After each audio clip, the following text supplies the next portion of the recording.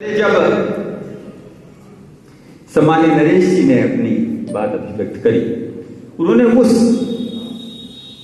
व्यवस्था का उल्लेख किया जिस व्यवस्था में बाबा साहब को उचित सम्मान की जो आवश्यकता थी, वो भी उस वक्त की सरकार देने में संकोच कर रही थी। और हम कौन सी व्यवस्था की बात कर रहे हैं, कब की बात कर रहे हैं? जब बाबा जी, उस वक्त बाबा साहब ब्रह्मलीन हो चुके थे। उनके जीवन में तो उनके सामने कितने कष्ट और कितने चुनौतियां पैदा करी, ये तो अपने आप में एक दृष्टांत है। लेकिन उनके जीवन के उपरांत उनके कृत्य को स्वीकार करने में भी उनकी कोई रुचि नहीं थी। वो भय का संशय इसलिए था कि उनको ये मालूम था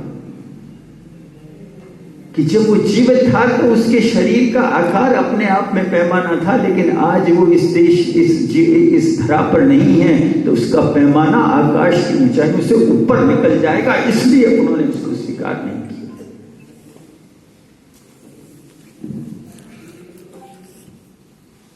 आप में से कितने लोग बाग ऐसे हैं? अधिकतर आज अनुसूचित जाति के लोग बाग हैं।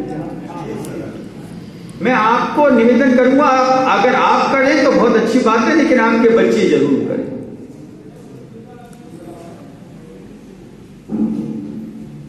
आरक्षण आपको संवैधानिक व्यवस्था से मिला, कम से कम ये बात ध्यान रख लीजिए, आपको संवैधानिक व्यवस्था से मिला, किसी एक राजनीतिक दल की व्यवस्था से नहीं मिला।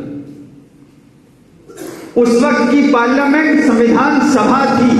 पार्लियामेंट का इलेक्शन ही 52 में हुआ, जब संविधान आया उसके बाद चुनाव हुआ है। जिसने संविधान को स्वीकार किया वो संविधान सभा थी, किसी राजनीतिक दल की बहुमत की सभा नहीं थी।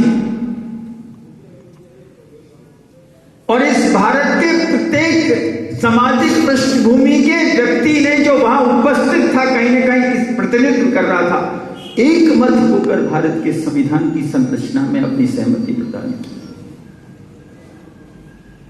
इसलिए यह भारत का नागरिक धन्य है कि जिसने अपने भविष्य की व्यवस्था के अंदर इस आधुनिक भारत को व्यवस्थित करने में समाज की उन व्यवस्थाओं को भी दरकिनार किया जिससे वो महसूस करता था कि कहीं मूल मानवीय धारा में आने में वो कहीं न कहीं बाधा उत्पन्न कराती है। इसलिए आरक्षण जैसी चीज की भी व्यवस्था करी। इसमें अगर कोई सीधा हस्तक्षेप देने वाला है तो भारत का नागरिक है जिसने इस चीज को स्वीकार किया। आपका संविधान सभा में बहुमत के आधार पर पारित होने वाला संकल्प नहीं है।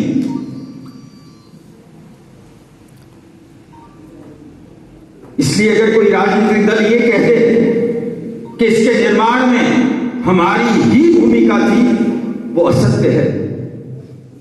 उनकी भी भूमिका थी, ये हम मानेंगे, लेकिन हम सबकी भूमिका थी। कुछ राजनीतिक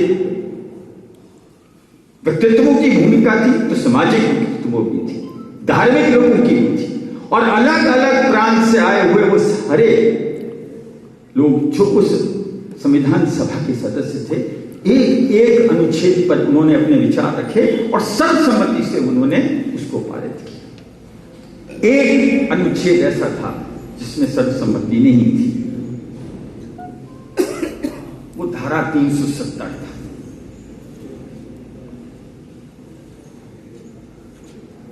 जब धारा 370 का अनुच्छेद के रूप में विमोचन हुआ तो उसमें संविधान की संग्रह और संचालित करने की समिति के सम्माननीय अध्यक्ष बाबा साहब भीमराव अम्बेडकर की सहमति नहीं।